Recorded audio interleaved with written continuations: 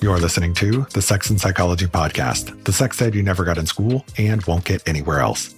I am your host, Dr. Justin Lehmiller. I am a social psychologist and research fellow at the Kinsey Institute and author of the book, Tell Me What You Want, The Science of Sexual Desire and How It Can Help You Improve Your Sex Life. Have you ever been in a relationship before where either your own or your partner's porn use became a point of conflict? If so, you're not alone. Porn use seems to be becoming an increasingly big source of relationship problems. So let's talk about it. In today's show, we're going to dive into some of the reasons why so many couples fight about porn, as well as whether porn is really the issue. In many cases, porn is the symptom of an underlying problem with communication or connection. Also, sometimes the fight is really more about masturbation than it is about porn. We're also going to explore how many people in relationships use porn, why men's use of porn in heterosexual relationships is where we see the most problems, as well as how to resolve issues with porn in relationships. In addition, we'll talk about how we can prevent porn from becoming a relational issue in the first place, and that starts with open conversations about the topic of porn. I am joined once again by Ashley Weller. She is a human sexuality and health psychology professor at Chapman University in Southern California. Ashley also works in mental health clinical research and has more than 15 years of experience in sex education. She also has a podcast called What's Your Position, which tackles issues surrounding sexuality, relationships, life, and love from a comedic yet educational point of view. This is going to be another fascinating episode. Are you looking for a space that celebrates diverse perspectives, explores new frontiers, and brings all of your favorite people together? The annual Sexological Conference, hosted by Sexual Health Alliance, is where sexuality leaders gather. This conference connects you with world-class experts, leading sexuality companies, and a community of like-minded, passionate, and welcoming professionals. You'll find your people at the Sexual Health Alliance Annual Sexological Conference this October. Get your ticket to be inspired, educated, and empowered. Note that this conference is open to anyone and everyone. Head over to sexualhealthalliance.com, select the Annual Sexological Conference page, and save your spot today. Okay, Ashley, let's talk about porn and relationships. Now, porn is something that seems to create a lot of issues for a lot of people. In fact, one study I was looking at before the show found that 1 in 5 couples reported that porn had become a source of conflict in their relationships. And that tracks because I've heard from countless sex therapists who have worked with couples where porn has become a big problem area. So why is this such a common issue? Why do so many couples fight about porn? Are you this what? Because porn is the fantasy. It's the fairy tale. It's like asking the question, why does Disney ruin marriage for all little girls? Because it isn't real. Because it's this horrible representation of sex, and it's where a majority, I'm so sad to say, a majority of our youth is getting their sex education. So sadly, it is the only teacher that many young men have. It's where a lot of young men go to engage in masturbation and in fulfilling desires. And it's where a lot of people go in secrecy, because if you who's telling people that they're watching porn? The number of people who watch porn, the range is so wide. That's how we know it is so entrenched in shame. 70% of men and about 40% of women in relationships report using porn separately from one another. And I think that is one of the biggest problems, is that they're using it separately. And I want to just come right out of the gate and say, I do not think porn is bad in a relationship. What I do think is bad in a relationship is lying. I think deceit and hiding things from your partner is where we get into trouble. Mm-hmm. Yeah, I mean, I think you're so right about this issue of shame around porn use. So I shared an article on my blog recently that looked at the most common sex secrets that people keep. And if you look at the top 5 sex secrets people keep from their partners, porn use was in the top 5 for both men and women, which is very telling of the fact that people feel a lot of shame around their porn use. And I think that that's one of the reasons why it becomes such a big issue in relationships, is that people are doing this thing that they feel like they're not supposed to be doing. And then it becomes this big secret. And then when that secret gets discovered, because let's say you have a shared computer and your partner stumbles onto your browser history, or you accidentally leave a tab open on your browser, like that's when it becomes a really big issue. And I can't tell you how many emails I've received from people over the years who are like, I wasn't looking for my partner's porn history, but they left a tab open, or, there was something in the browser history, and it's like, and I discovered they had this sexual interest or that they were watching porn, and then it turned into this huge thing. And again, it's because there was that level of secrecy around it, and they had never talked about porn before at any point. So there were no established boundaries around it. And that's another thing that leads it to become a big issue, is that we just haven't talked about it. So then when it comes up, it's like this big surprise, this secret, and it's like, I think that is probably one of the biggest problems. So I do a survey in my human sexuality classes where I ask them, what do you consider cheating? And I list 10 different things. Dancing with a member of the gender that they're attracted to. I thought you were going to say Dancing with the Stars for some reason. Dancing with the Stars is Dancing with the Stars cheating? And 95% said yes. Well, watching it without me is cheating, Hello? right? That would be so rude. No, but like I list all these crazy, getting a gift from someone of the same gender that your partner is attracted to, liking an Instagram post. The porn one shocked me.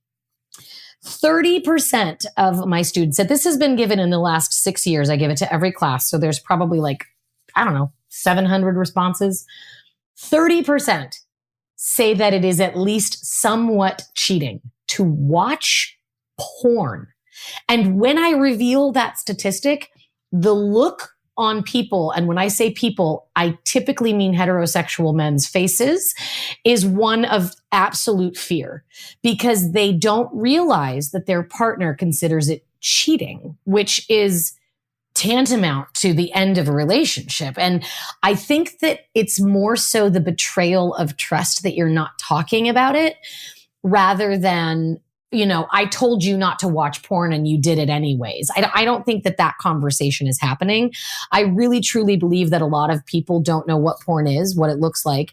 And I honestly think that having an orgasm to someone else, even if this person is never going to be in the vicinity of this human being ever and would never have sex with this partner, it's still to them some form of cheating or infidelity. Mm-hmm. I think lying is the bigger problem. And I think that with porn comes deceit for a lot of people. I mean, even people who discuss porn in their relationships. My husband will tell me, I'm going to go rub one out. And I know that means I'm going to go watch porn. I'm not asking him what porn he is watching because I don't want to know. I don't want to know. But if I asked, he would tell me. He would ask me to come and sit with him and watch it with him if I wanted to. But there are some people who don't want to know the porn that their partner is watching. And there are a lot of people who don't necessarily want. You can actually go back to the episode that Justin and I did about anime porn and listen to the porn about tentacles and monster porn. There are some types of porn that people are going to, or faux is a big one that people are very ashamed of watching and being turned on by. Consensual non-consent is another form of pornography that I think a lot of people would have a difficult time explaining why that is something that is exciting for them. And I think that this idea of deceit and shame are probably the bigger problem, not porn itself. Yeah, and you raise a really important point there when it comes to pornography, because what I find in my own research is that people are often going out to porn that represents or reflects their sexual fantasies. And, porn is a way of kind of vicariously living out that fantasy. But most people have never told their fantasies to their partners before. And so porn use then becomes like also this secret sexual desire or fantasy that you've had. And so when your partner discovers your porn use, it's not just about the fact that you're watching porn. It's like, all right, I've learned like this whole new thing about you and your sexuality. And like, that's where I think some of the issues come into play here. But I think also, in what you're saying, The next most logical question here is when porn becomes an issue in the relationship, is the fight really about porn or is it about something else? And I think porn is often the symptom of underlying issues, like, say, a dead bedroom. Like if you and your partner find yourselves in a sexless relationship, but your partner is still watching porn, a lot of people become resentful in that situation because they're like, well, why aren't they directing or channeling that sexual energy toward me instead? And my hot take is that in many cases, porn is just the easy thing to blame, but that it's masking some underlying issue, like a longstanding sexual disconnection between the partners. And this isn't to say that porn itself is never the problem, just that it's a lot easier to blame porn than some of the deeper issues. And then also to add one further level or layer of complexity to this, is the fight really about porn or is the fight about masturbation? Because porn and masturbation go together. Like people aren't just watching porn and not masturbating for the most part.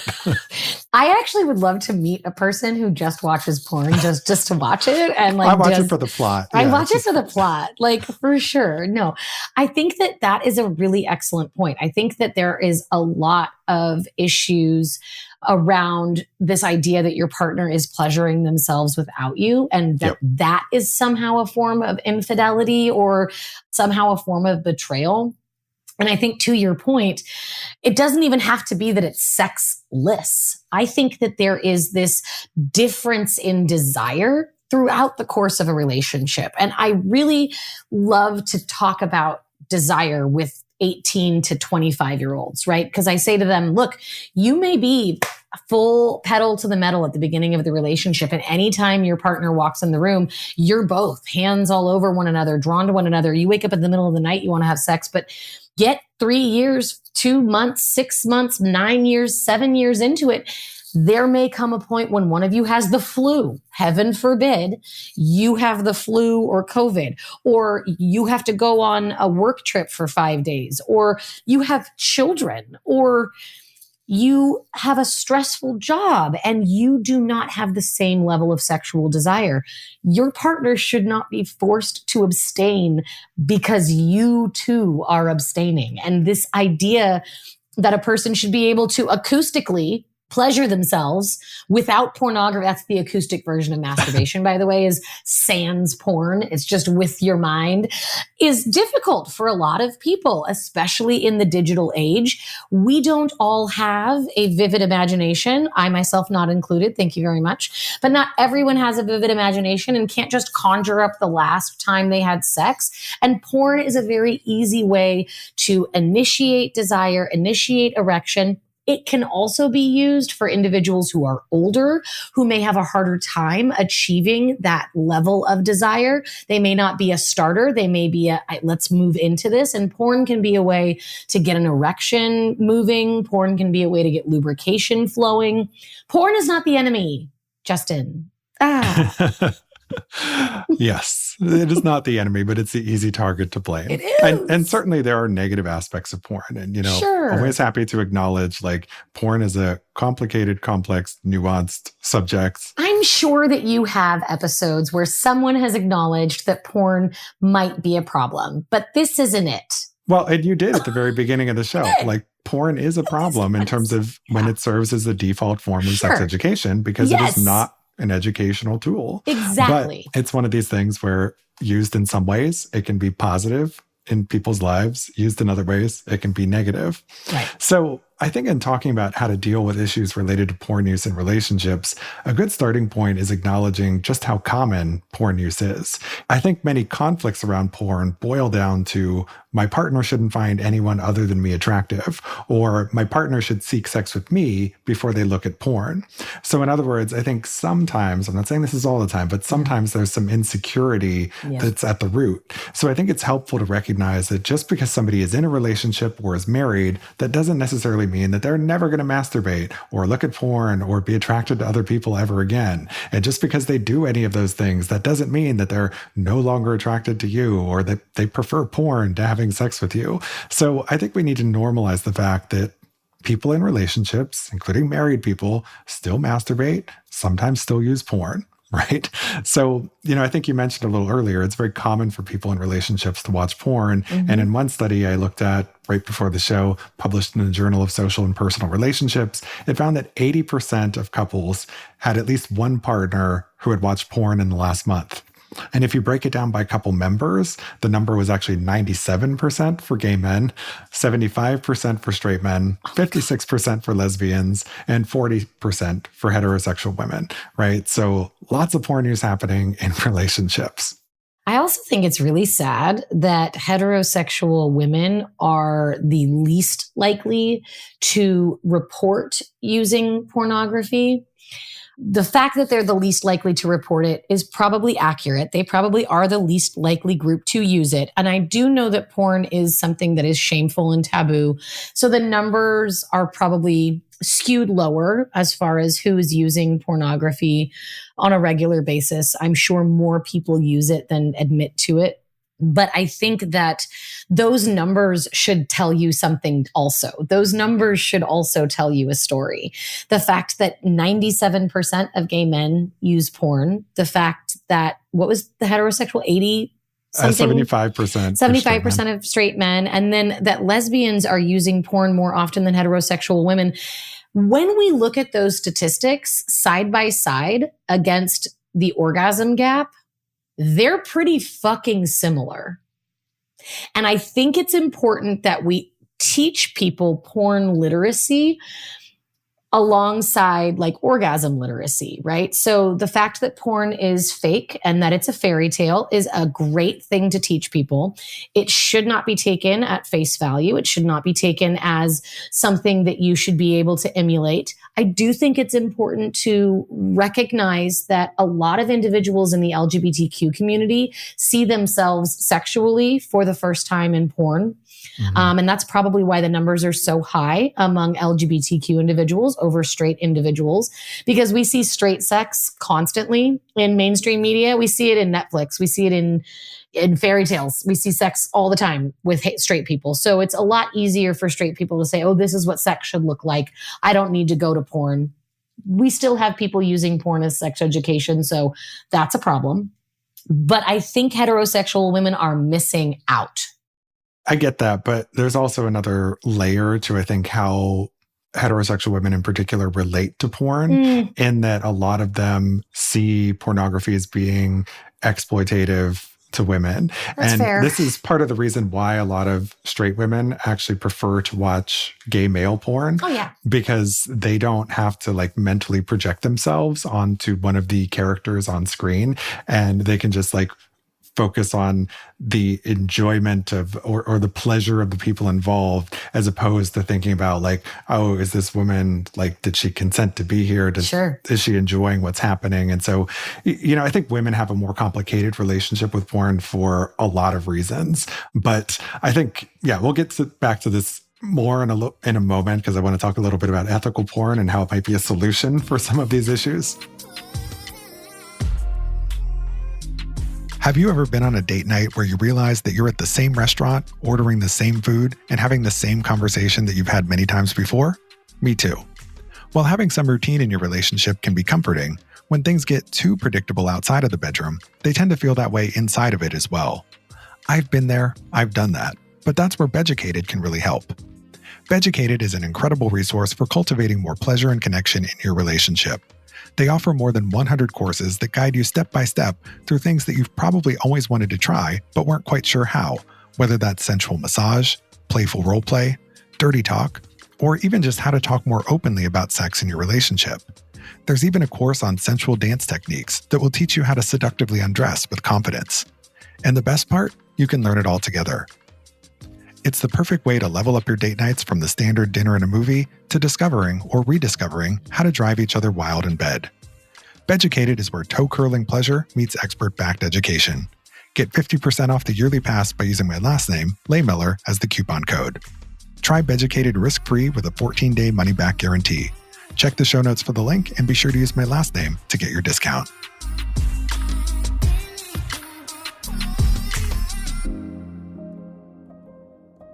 I want to dive into the gendered aspect here a little deeper for a moment, because when porn use becomes an issue in relationships, it's almost always men's porn use that's the problem.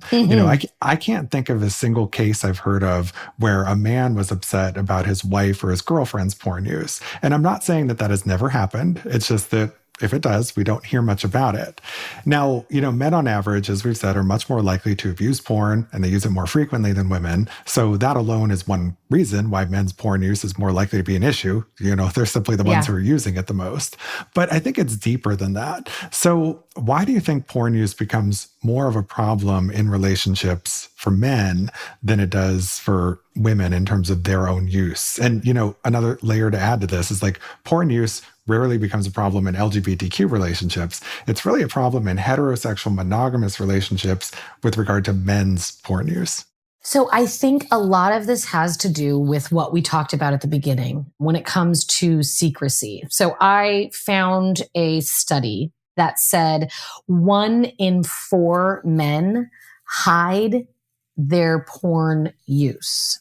And I think that this is starting from a place where we are not even asking our partners if they watch porn, like when we start dating. So you automatically assume your partner will be mad if you are watching pornography. And so you hide that from them, because you think as a man, I have to fulfill these sexual desires and my girlfriend or wife or whomever can't fulfill the desires that I have. So I'm going to utilize porn and masturbate, and I masturbate and she doesn't. And we have all of these assumptions about our partners that we don't clarify ahead of time. Do you masturbate? How often? Do you watch porn? How often? What kind of porn are you watching?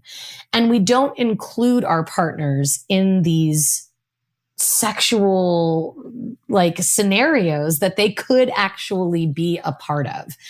I think another layer to that is insecurity on both the part of the man and the woman, if we're just talking about heterosexual relationships, because as you said, it doesn't tend to be a big problem in gay relationships. It doesn't tend to be a large problem in lesbian relationships. Where we're seeing this problem is in heterosexual relationships. So there's clearly something going on when we are raising young girls and young boys, whether we're telling boys, oh, you can watch porn, but don't tell the women that you're watching it. And we're telling young girls don't watch porn. And if a man watches porn, it means you're not giving him what he wants. So there's this degradation, this feeling of, I'm not living up to my end of the bargain. I'm not doing this right. I'm failing in some way. And when we feel like we're failing, we become defensive. And when we become defensive, we start to make assumptions about the other person. And we're no longer curious about what they desire. And we know as scientists and researchers, our desires change constantly as we age and as we get exposed to new things. And it's really fun to learn about your partner and what their desires are. I have a fun story. Do you want to hear it? Oh, sure. Okay. So when I decided that I wanted to teach human sexuality, I read your book. And I was a fangirl for everyone knows this. I'm like madly in love with you. And I read your book and I found that threesomes were a constant fantasy among everyone. And among the populace. And I came in to this kitchen where I'm sitting right now and looked at my husband and said, I want you to tell me what porn you watch. And he was like, okay, really? And I was like, yes, because I watch lesbian porn. And he was like, you do? And I was like, yes. And I also watched threesome porn. And he was like, me too. And it blew our minds that the kinds of porn that we were watching separately, with both of us knowing that we watched porn, but the kinds of porn we watched separately were actually the kinds of porn that we wanted to watch together. And it changed our relationship. And we have been together for 20 years. So this isn't like a new relationship. We changed the dynamic of our sexual relationship because we recognized that our fantasies over time had changed. Your partner isn't the same person they were an hour ago, let alone 7 years ago. And you should be constantly asking your partner about their desires and their fantasies. And we don't teach this. And so poor women are being told, if your partner is using porn, it's because you're not doing something right. And men are being told you should use porn so you don't cheat on your wife. Mm-hmm. You know, what I heard from all of that is that my book saved your marriage. It did. So you'll be invited to the vow renewal. And you are now part of our marriage. Cheers to you. Cheers. And I'm going to be using that clip to sell books in the future. So. Perfect. Consent granted. So how do we deal with a problem like porn in relationships? You know, this is a big question because how and why porn became an issue in the first place is going to affect the path forward. So let's consider like a couple of scenarios.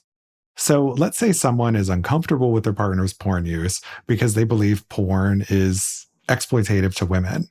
Is this a problem that we can fix by, say, looking to the world of ethical porn? Absolutely. I think that if you really get down to what it is about pornography that bothers you. So we break down I hate porn. You shouldn't watch porn. Okay, well, let's break that down a little bit. What is it exactly that is bothering you? Let's use our words. If it is that we see a lot of degradation towards the female body, right? Towards the female form. We see that there is violence against women in mainstream porn.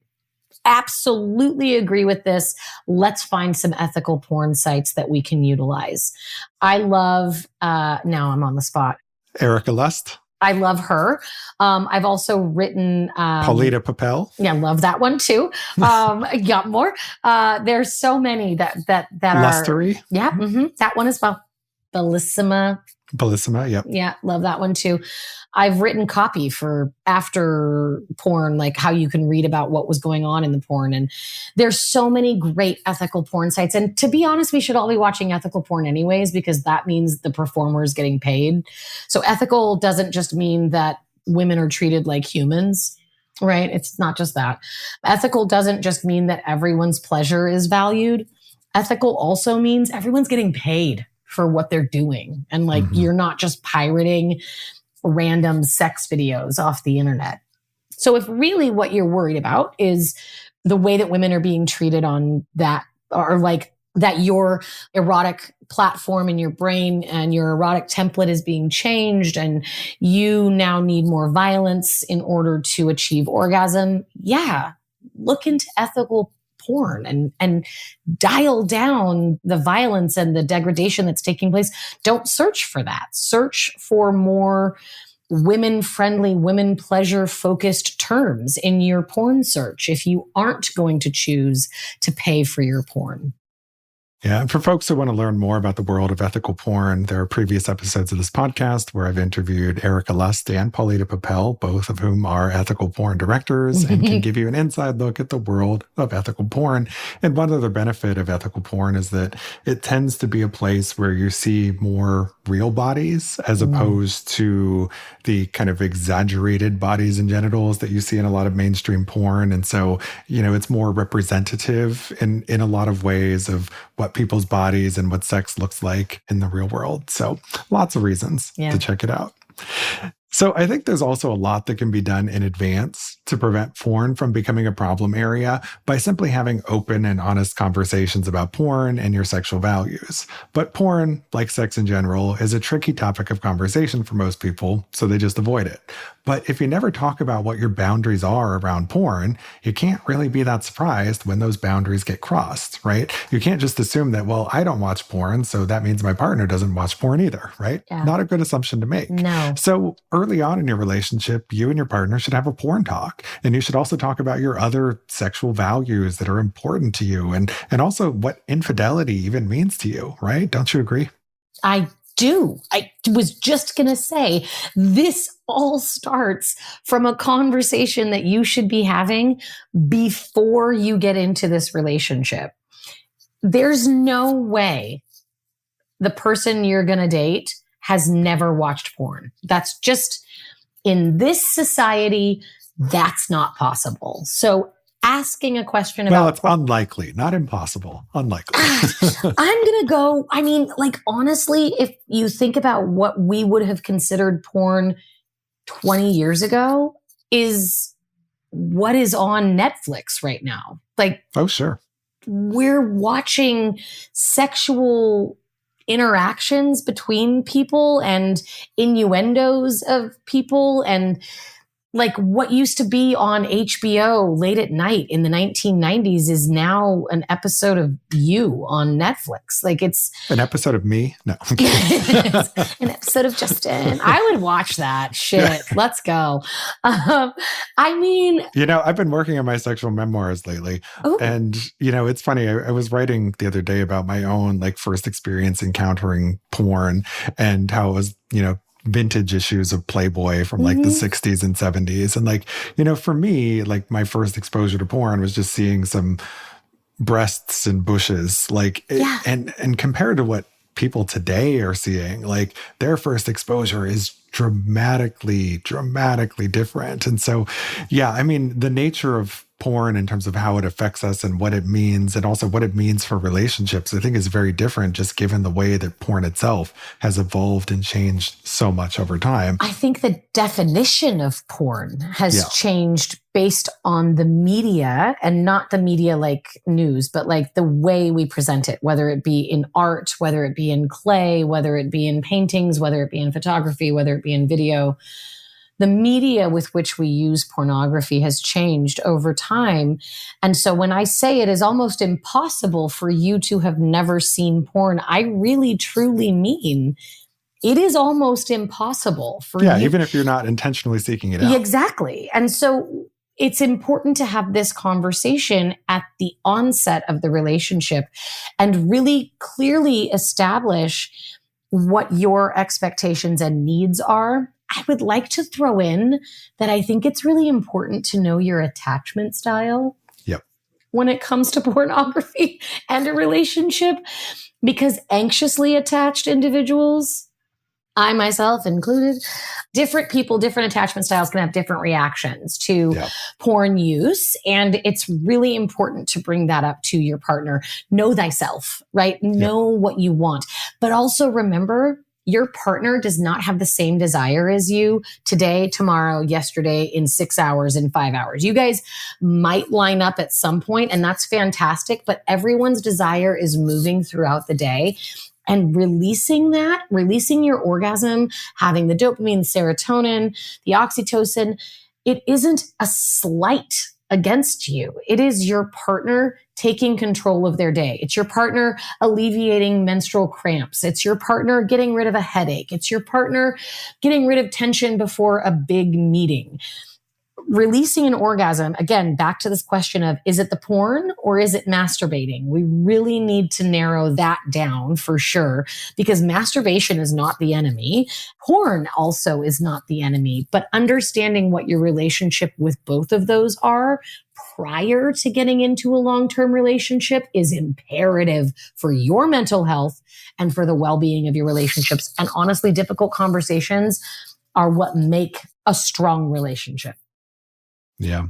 So I think, the path forward in terms of how you deal with porn in your relationship is going to look very different for different couples, different people in relationships, because what it is that leads porn to become an issue is going to be very different. And, so sometimes it's an issue of working through attachment anxiety or insecurity, because sometimes that is what is really at the root of the disagreement around porn use. Other times it's around those concerns about exploitation of women and pornography. And in some cases, it can also be maybe one partner has actually developed a compulsive relationship with their porn use, and if your partner is using porn in a compulsive way where it's spiraling out of control and it's starting to affect every facet of their life, that's a very different story that's going to require a very different kind of solution for it. But no matter what the root cause of the issue is, I think speaking with a certified licensed sex therapist can be a really helpful path forward if the self-help solutions aren't working and you and your partner are in an impasse.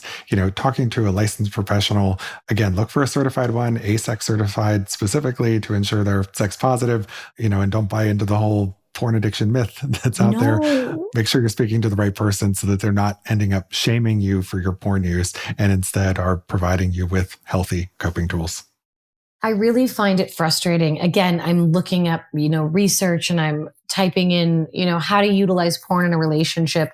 So many websites, Marriage First, Family and the Family, Friends of the Family, Friends of the Church, whatever, are all coming back and saying porn is the enemy. Porn is the problem. Porn. Yeah. And I'm like, you guys, and I know that there is a very large section of our group of people, Justin, who say, hey, porn is addicting and let's talk about how we can treat this addiction and sex as an addiction. And there's another group of us who say there's a larger issue here underneath that probably needs to be dissected.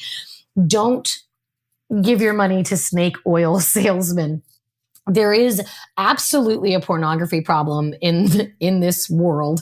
AI porn is creepy and VR porn is weird too. And that's just a whole nother level of like, what is going on with that? That's an interesting one that we should maybe do in the future. Next episode. Perhaps. I don't know if I'm going to buy those goggles and I don't know if I'm going to invest in that. You made me watch MILF Manor and I don't know if I can watch that in VR. But I think that there is a lot to be said for really undoing the layers of what is happening. Is it affecting erectile function? Is it affecting your sex drive? Is it affecting how long it takes you to orgasm? Is it affecting the positive relationships you have with your partners? Or is it really stress relief? Is it really because you and your partner are on different levels of desire? Is it because you and your partner are long distance or because your partner works long hours? And there's so many layers and caveats that I think really need to be examined by a licensed professional and not someone who's just going to outright say your porn use is a problem or your lack of desire for your partner is a problem. There's so much more to it. And if you can get on board with your partner and discuss what porn is to you and how you utilize it and possibly use it together in order to create more desire or to show fantasies. And this goes beyond what we are even talking about. But if for some reason, let's say your partner wants to have a threesome, I use this Venn diagram model in my classroom, very archaic. I use a whiteboard. I don't know if you know this term, but I do a Venn diagram where I'm like, okay, here is a threesome, like this person wants a threesome and this person doesn't. Where do they line up? And that could be porn. And you could maybe watch a threesome or watch someone attractive on a porn masturbate and talk about how you would treat them if they were in the bedroom with you and incorporate your partner's fantasies because we all want our partners to feel better. We all want our partners to be excited and have a good time. And it isn't just about us. And it's kind of selfish to say, my partner should only be attracted to me. My partner should only want to have sex with me. Like that's literally one of the most selfish things I've ever heard. And I can't, it's such a hot take. I hope that no one is mad at you. Sometimes I feel like I give hot takes and then you lose like 1 million followers and I feel like it's terrible. I think the idea that one person is only going to find you attractive for the rest of their life is probably unrealistic. That gets back to the fairy tale idea. So if it's your expectation, it's just going to be a very hard one to meet, let's just say. Yeah. That's a much nicer way of saying what I just said. Thanks. Well, thank you so much for this amazing conversation, Ashley. It was a pleasure to have you here. Can you please tell my listeners where they can go to learn more about you and your work? Absolutely. So I am whatsyourpositionpodcast.com and you can always message me on What's Your Position Podcast on Instagram. I love chatting with people. As a matter of fact, 2 of your listeners sent me emails and let me know that they found me and love me because of you. So big hearts to them and to you. Anytime, What's Your Position Podcast is where I'm always at. All right. And I'll be sure to include links to all of that in the show notes. Thank you again so much for your time. I really appreciate having you here. Thank you.